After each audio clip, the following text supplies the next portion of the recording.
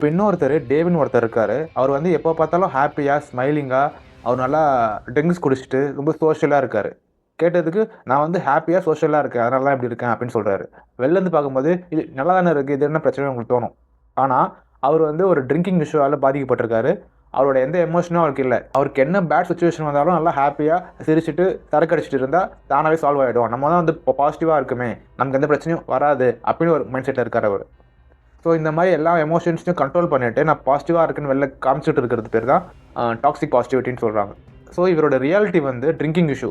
அதை அவர் ஒமிட் பண்ணிவிட்டு நான் பாசிட்டிவாக இருக்குன்னு வெளில காமிச்சிட்டு இருக்காரு. இவருக்கு ட்ரிங்கிங் இஷ்யூ இருக்குன்ற உண்மையை ஒமிட் பண்ணிவிட்டு வேறு எந்த ஒரு எமோஷன்ஸையும் வெளில காமிச்சிக்காம நான் ஹாப்பியாக தான் இருக்கேன், நான் பாசிட்டிவாக தான் இருக்கேன் அப்படின்னு சொல்லிக்கிறது பேர் தான் டாக்ஸிக் பாசிட்டிவிட்டி.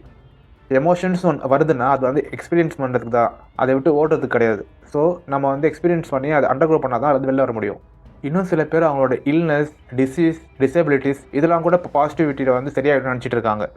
சில பேர் இதை யூஸ் பண்ணி ஹீலிங் தெரப்பி அது எதுன்னு சொல்லிட்டு நிறைய பேர் ஸ்கேம் பண்ணிட்டும் இருக்காங்க. ஸோ பாசிட்டிவிட்டியாலே எல்லாமே க்யூர் ஆகிடும்னா அப்புறம் எதுக்கு டாக்டர், சயின்டிஸ்ட்லாம் இருக்காங்க? பாசிட்டிவிட்டின்றது வந்து ஒரு பூஸ்டாக தான் இருக்கணுமே தவிர அது ஒரு சொல்யூஷன் கிடையாது அப்படின்னு சொல்கிறாங்க.